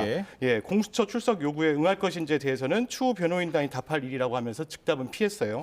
결국은 공개적으로 언론의 입장을 밝히면서 전방위적인 여론전에 나선 건 아니냐 이런 분석이 나오고 있습니다. 그렇군요. 경찰청장도 그랬고 또 국정원 관계자도 이야기를 했고요. 체포하라는 구체적인 명단 그리고 위치 파악 이야기까지 다 나온 상황인데 지금 대통령 측 변호인은 체포의 채자도 꺼내지 않았다는 거예요. 어떻게 들으셨어요? 그렇기 때문에 객관적인 증거라고 볼 수 있는 비화폰의 확보가 굉장히 중요해 보입니다. 그렇군요. 왜냐하면 지금 압수수색에 대해서 협조를 하지 않고 있기 때문에 비화폰에 대한 서버를 지금 확보하지 못하고 있는 상황인데요. 비화폰의 서버를 확보하게 된다면 어느 시간대에 윤 대통령이 누구와 통화를 했는지를 맞춰볼 수가 있고 그 이후에 군이 어떻게 움직였는지 경찰이 실제로 체포를 위해서 체포조를 꾸려서 움직임이 있었는지 이것을 사실 검토를 하다 보면 결국에는 통화 내용, 녹취는 확보할 수 없겠지만 그럼에도 불구하고 윤 대통령이 어떤 지시를 내렸다라는 것을 추측할 수 있습니다. 그렇기 때문에 결국에는 이러한 객관적인 물증을 확보하고 거기에 더불어서 녹취가 있으면 가장 좋겠지만 그건 현실적으로 어렵기 때문에 그렇다라면 인적 증거라고 볼 수 있는 이 관계 당사자들의 진술을 받아서 그 신빙성을 이제 가늠해 보는 그러한 작업을 거치게 됩니다. 그렇군요. 지금 상황에서는 어쨌든 군 관계자라든지 경찰 관계자가 그러한 체포를 위해서 움직이려고 했고 실제 군 투입이 있었고 그런 것들을 고려를 한다면 어쨌든 윤석열 대통령과 그리고 나머지 관계자들의 진술이 배치되는 상황이기 때문에 아무래도 나머지 관계자들에 대한 그러한 진술의 신빙성을 높게 판단할 여지가 있습니다. 그렇군요. 이제 비화폰 확보가 중요한데 비화폰을 확보하지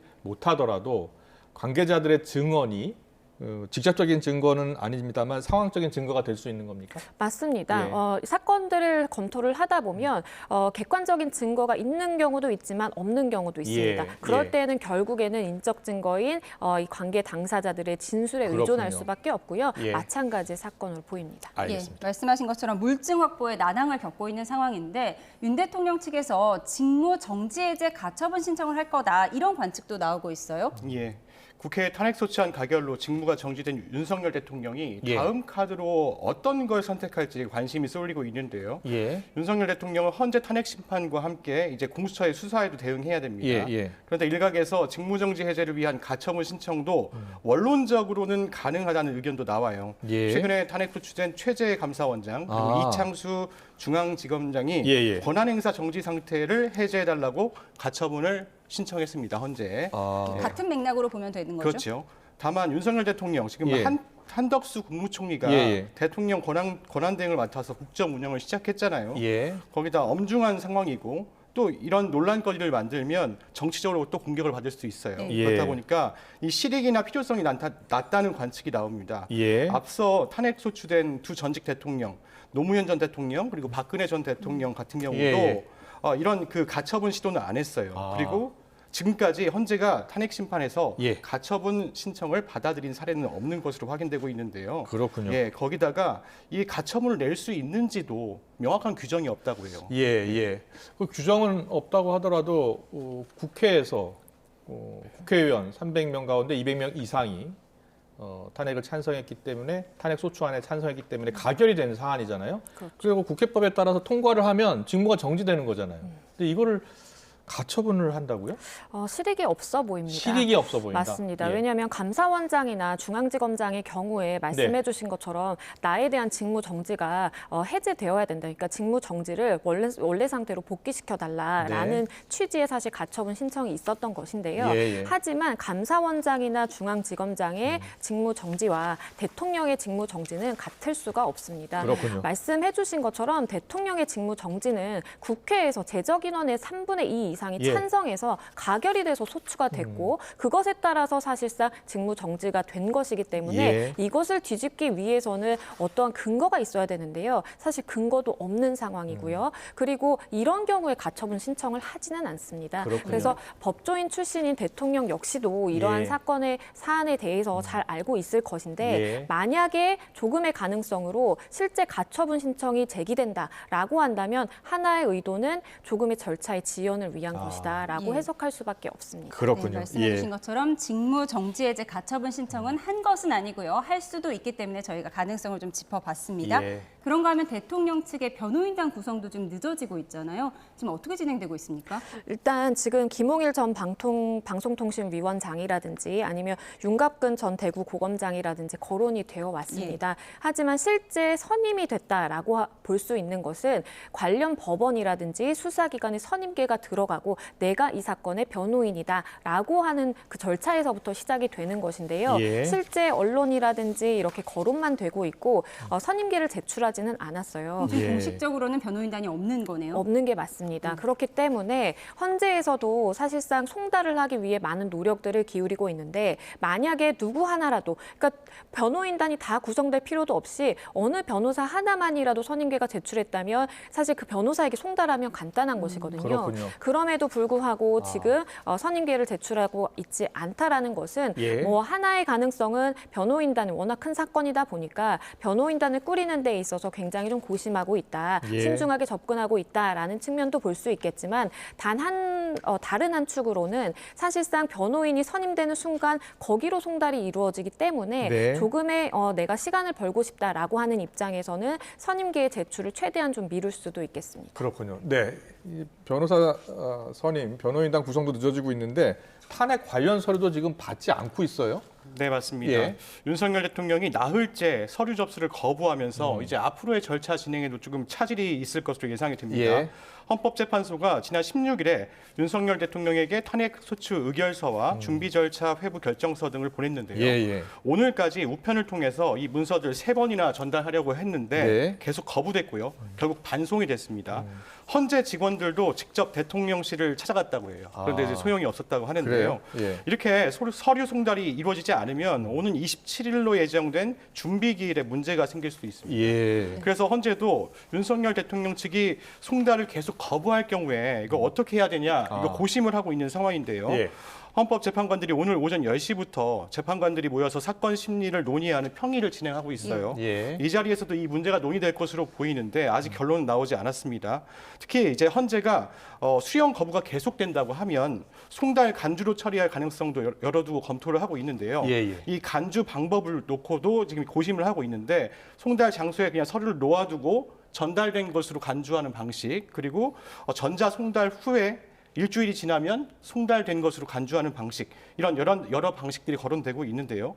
일단 헌재 측은 이런 가능성들을 검토하고 있는 가운데 다음 주 월요일쯤에 기자 브리핑을 할 예정이에요. 아, 그래요? 예, 그 자리에서 이 같은 내용들을 좀 밝힐 예정입니다. 예. 알겠습니다. 예. 지금 백 기자가 송달 간주를 검토한다고 했는데 송달 간주를 검토하는 가운데 또 재판관들이 모여서 평의를 열었다고 합니다. 지금 어떤 상황으로 봐야 하나요? 그러니까 일반적으로는 헌재에서 절차를 시작하기 위해서는 우리 법은 도달주의를 채택을 하고 있기 때문에 발송하고 끝이 아니라 그 사람에게 직접 도달이 되어야 되는 것입니다. 예. 그래서 원칙은 사실 교부 송달이에요. 헌재 직원이라든지 아니면 집배원이 가서 실제로 서류를 전달을 하는 것이에요. 예. 그런데 지금 사실 대통령 관저라든지 아니면 대통령실에서 이걸 수취 거부를 하고 있는 상황이기 때문에 헌재 입장에서는 어쨌든 당사자에게 서류 도달을 시키기 위해서 예. 여러 가지 방법을 고심을 하고 있는 것입니다. 말씀해 주신 것처럼 것처럼 우리가 유치 송달이라고 하는데요. 송달 장소에 그냥 두고 온 것으로 송달 간주를 하는 것입니다. 송달된 걸로 처리를 하는 것이고요. 헌재법에는 전자적 송달이라는 규정이 있습니다. 그래서 전자적 방법으로 송달을 할 수가 있는데 이 등재를 통지한 이후에 일주일 이상, 그러니까 전자적으로 내가 정보통신망을 이용해서 송달을 했지만 받지 않는 경우에 7일이 지나면 송달이 된 것으로 간주한다라는 조항이 있습니다. 그래서 헌재 입장에서는 이런 헌재법에 따라서 전자적 방식으로 갈지 아니면 일반적인 민사사건에서 행하는 것처럼 그렇게 유치 송달이나 공시 송달 다양한 방법을 모색할지에 대해서 지금 고심 중인 것으로 보입니다. 예, 첫 변론기일이 27일인데 탄핵 심판, 최종 심판 2개월 걸릴 수도 있고 3개월 걸릴 수도 있고 뭐 6개월 내에 해야 되는데요. 이게 너무 늦어지는 건 아닌가요? 지연이 될 가능성이 있습니다. 그래요? 그러니까 만약에 어떠한 전자적 송달이라든지 뭐 유치 송달이라든지 방법을 채택해서 송달 간주를 하게 되면 사실상 절차는 시작하는 것이고 윤 대통령이 답변서를 7일 이내에 송달받은 날로부터 7일 이내에 답변서를 제출해야 되지만 그 역시도 제출을 만약에 안 한다. 그럼 그대로 절차를 진행할 수는 있습니다. 그렇군요. 그런데 문제는 27일에 예정된 변론 준비기를 연다라고 하더라도 일방 당사자의 의견만 있는 상황에서 양측의 공방이 없거나 그리고 쟁점에 대해서 서로 의견 개진을 해서 어떻게 좁혀 나갈지에 대한 논의가 있어야 되는데 일방만 가지고는 사실상의 내실 있는 그런 심리가 불가능해지는 것이죠. 그렇기 때문에 사실상의 예정된 날짜에 기일을 여는 것은 문제가 없으나 사실상의 내실이 없는, 알맹이가 없는 그러한 재판 심리가 될 수 있다라는 의견도 있습니다. 네, 잘 들었습니다. 저희가 앞서 취재기자가 전해드리기도 했는데 민간인 신분인 노상원 전 정보사령관이 구속이 됐죠. 그리고 영장에 계엄 HID, 즉 특수임무단의 운용을 준비했다 이렇게 적시가 돼 있었거든요. 최근 국회 국방위에서도 관련 질의가 있었는데요. 녹취를 먼저 듣고 와서 대담 이어가겠습니다. HID 한 30여 명 판교에 있는 부대에서 대기했다 그랬죠. 특수인원은 5명이 포함되어 있고 대기하고 있는 규모가 30여 명이었습니다. 30명 모두 그 다음날 선관위로 가려고 했나요? 그렇게 지시를 받았습니다. 이 인원들 올 때 한 4박 5일 정도 짐을 싸서 오라고 했는데 임무 기간을 한 5일로 잡았나요? 상부에서 지시받기를 며칠 정도 대기할 수 있다라는 그 뉘앙스로 제가 지시를 받았고 며칠 정도 생활할 수 있는 준비를 해오라고 제가 지시를. 네, 판교에 모여 있었다. 그리고 선관위에 가려고 했다라는 지금 증언이 나온 건데요. 자, 먼저 HID가 정확히 뭡니까? 네, HID는요. 계엄 당시에 이제 대기했다는 HID는 정보사령부 산하 첩보부대인 북파공작원 부대라고 북파공작원이요? 합니다. 네, 북파공작원. 북파공작원 부대가 아직도 운영이 되나 봐요? 네, 지금도 운영되고 있습니다. 그 야당이 노상원 씨가 이제 HID와 암살조 등 북파 공작 부대를 사실상 조정하고 통제했다고 주장하기도 했는데요. 이제 정보사 산하에 있는 특수 임무대입니다. 일명 북파 공작원, 우리가 많이 알고 있는 부대죠. 영화 속에 많이 등장하잖아요. 그렇습니다. 그리고 별칭은 돼지 부대라고 합니다. 이제 무슨 일을 하냐면요, 해외나 대북 군사 정보를 이제 수집을 하고요, 기밀 첩보를 이렇게 입수하는 그런 업무를 하고요. 또 북한의 이제 전시에 북한 주요 시설이나 교량을 폭파, 그리고 요원들을 사살하거나 납치, 적진 교란 이런 일들을 해요. 국지 도발이 일어났을 때는 특수전을 수행하는 임무도 하고 있는데요. 이제 북한의 침투해서 요인을 암살하고 납치가 주 임무인 이 HID가 투입된 건 이제 매우 심각한 문제로 봐야 되는 거 아니냐, 이런 지적들이 계속 나오고 있습니다. 그렇군요. 그런데 육군 제2기갑 여단장도 함께 대기한 것으로 알려지고 있는데요. 제2기갑 여단은 또 어떤 부대인가요? 네, 제2기갑 여단은 쉽게 말하면 장갑차와 전차 등을 운용하는 그런 부대입니다. 경기도 파주시에 있는데요. 서울 도심과는 거리가 약 30km 정도 떨어져 있는 그 부대입니다. 장갑차와 전차 등을 운용하는데 12.12 쿠데타 당시에 탱크 이제 장갑차 35대를 동원해서 예. 이제 국방부 육군본부 등을 무력으로 장악했던 그런 부대예요. 예. 비상계엄 당시에 탱크 부대를 동원하려 했던 것 아니냐는 의혹이 제기되자 네. 군은 일단 병력 출동을 위해서 준비한 사실이 없다고 이렇게 밝혔어요. 근데 앞서 계엄 전 판교 소재 정보사 사무실에서 문상호 정보사령관 주재로 회의가 열렸는데요. 예. 당시 이 정보사 사무실에 육군 제2기갑 여단장의 부대장인 93의 여단장이 가 있어서 이런 의혹이 제기된 상태입니다. 아, 그래요?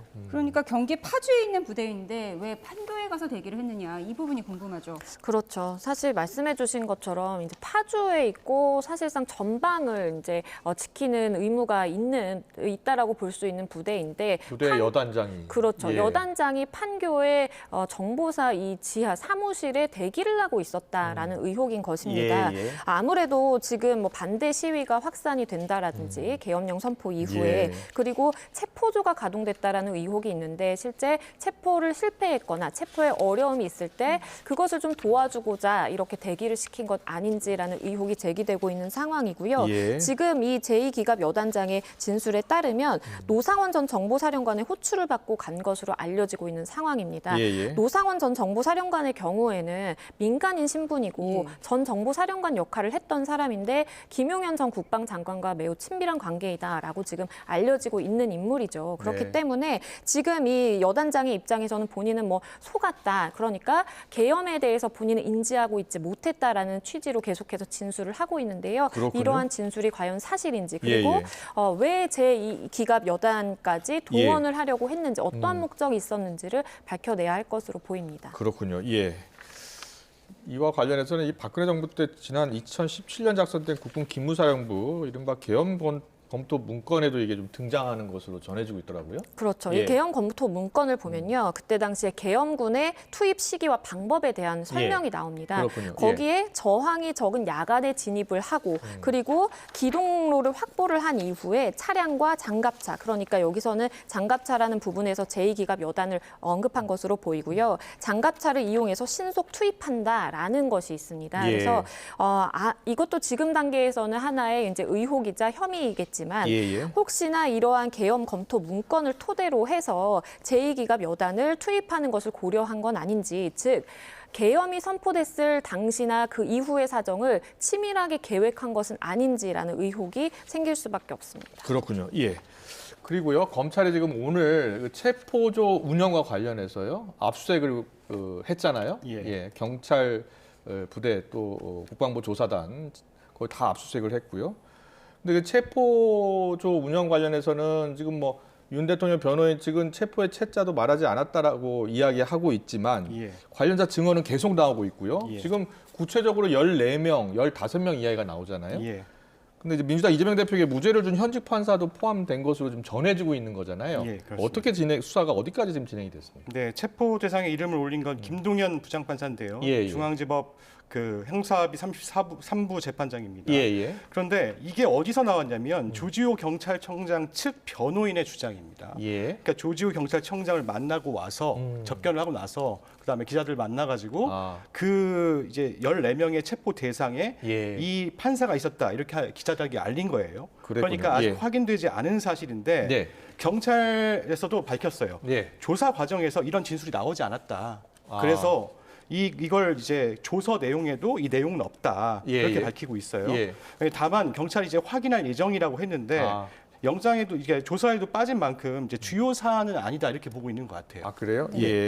지금 너무 많은 주장들이 뭐 제보라는 이름으로 제기되고 있고 확인되지 않은 사실도 많이 나오고 있는데 이렇게 허위라고 판명날 경우에 법적 책임은 어떻게 물어야 되는 건가요? 만약에 허위라고 한다면 사실상 수사를 방해하고자 하는 뭐 고의가 있었는지 이 여부도 판단을 해봐야 될 것으로 보이는데요. 그런데 진술 자체는 또 굉장히 구체적인 또 상황입니다. 왜냐하면 그 판사의 이름을 보고 본인이 몰라서 되물었는데 그 판사다라고 이야기를 들었다라는 것이에요. 그런데 여기서의 또 문제점이 그 A4 용지, 그 이 명단이 적시되어 있는 A4 용지를 지금 확보하지 못하고 있는 상황이고 지금 14명인지 15명인지 지금 확인이 안 된 것뿐이지 더 많아질 수도 있는 거예요? 그렇죠. 사실 그 A4 용지를 안가해서 이제 미팅을 했을 때 그때 당시에 이제 찢어버렸다라는 사람도 있었고 그리고 일부 국무위원의 경우에는 그냥 그 자리에 두고 왔다라는 사람도 있기 때문에 지금 진술을 맞춰봐야 되는 필요성도 있는 것이고요. 김동연이 누구지라고 한 번 더 물었다는 거죠? 그렇죠. 그러니까 왜냐하면 뭐 한동훈이라든지 아니면 뭐 그 전청배라든지 이재명이라든지 유명한 뭐 의원의 경우는 인지하고 있었겠지만 김동연이라는 사람이 과연 누군가라고 물었더니 그때 당시 이재명 대표의 재판을 선고했던 판사다라고 해서 본인이 굉장히 놀랐다라는 취지의 진술은 법원에서 봤을 때도 굉장히 신빙성이 높게 볼 수도 있는데요. 다만 진술을 안 했다는 거군요. 그렇죠. 진술을 하지 않은 것이고 지금 단계 수사 단계에서는 진술을 하지 않았지만 나중에 이것이 법원 단계라든지 다른 이제 절차를 거쳐서 진술로 현출을 낼 그런 가능성도 있습니다. 그리고 경찰이 이제 이 A4 용지를 찾지 못했기 때문에 이 A4 용지만 찾게 되면 이 인물들의 그 이름들이 다 나올 거 아니에요. 그럴 수 있겠네요. 그렇기 때문에 이제 나중에 수사와 관련해서 이 상황들을 확인한 뒤에 밝히려고 하는 의도도 있는 것 같습니다. 알겠습니다. 잘 들었습니다. 네, 지금까지 YTN 백종유 기자, 양지민 변호사와 함께했습니다. 잘 들었습니다. 고맙습니다. 고맙습니다.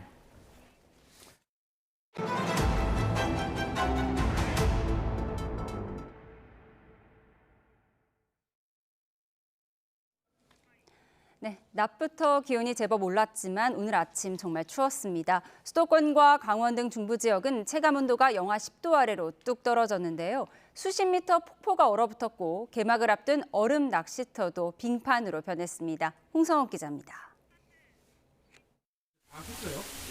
절벽 물줄기가 얼어붙었습니다. 9구비를 돌아 흐른다는 구곡폭포가 한파의 빙벽으로 변한 겁니다. 높이 50m 거대한 얼음 절벽이 장관을 연출합니다. 동장군이 기승을 부렸지만 등산객 갈 길을 막지는 못했습니다. 날이 엄청 추웠는데 오늘 이렇게 따뜻하게 입고 가족들이랑 구곡폭포 와서 같이 등산하고 하니까 너무 좋은 것 같아요. 개막 앞둔 겨울축제장은 한파가 반갑습니다. 눈 조각을 만들기 위해 공수한 눈덩이를 중장비가 연신 퍼나릅니다. 낚시터 역시 빙판으로 변했습니다. 20cm 넘게 얼어붙어 사람이 올라가도 될 정도로 튼튼합니다. 기온이 영하 10도 아래로 뚝 떨어지면서 산천어 축제장이 이렇게 꽁꽁 얼어붙었습니다. 다음 달 축제 개막을 앞두고 얼음은 더 두껍게 얼 것으로 보입니다. 한낮부터 영상권을 회복했지만 갑작스러운 한파에 시민들은 잔뜩 움츠러들었습니다. 두꺼운 외투와 모자, 마스크로 중무장한 뒤에야 산책을 즐겼습니다. 춥고 좀 쌀쌀한데 그래도 항상 건강을 생각해서 운동을 이렇게 하니까 좋아요. 한반도 겨울철 특징인 사만사온 현상이 당분간 이어질 전망. 건강관리에 주의가 필요합니다. YTN 홍석입니다. 매서웠던 강추위는 오늘 낮부터 주춤했습니다. 서울 아침 기온이 이번 겨울 들어서 가장 낮았지만 낮 동안은 예년 수준을 웃돌았는데요. 다만 찬바람이 잦아든 사이 초미세먼지가 말썽입니다. 현재 서울 등 수도권 지역의 공기가 점차 탁해지고 있는데요. 내일까지 중서부에서는 초미세먼지 농도가 짙은 곳이 많겠습니다. 바깥에서는 마스크 착용하시는 게 좋겠습니다. 내일 눈비 소식도 있습니다. 오전부터 낮 동안은 서해안과 제주도를 중심으로 이어지겠는데요. 저녁부터 눈비 구름이 점차 내륙으로 유입되겠고 내일 밤 사이에는 전국 곳곳으로 확대하겠습니다. 서울 등 내륙 곳곳에 최고 5에서 10cm의 많은 눈이 내리겠고요. 특히 금요일 밤부터 주말 아침까지 중부와 전북에 강한 눈이 집중될 것으로 보입니다. 주말 일정에 참고해 주셔야겠습니다. 날씨였습니다. 목요일 뉴스원 여기서 마치겠습니다. 시청해주신 여러분 고맙습니다.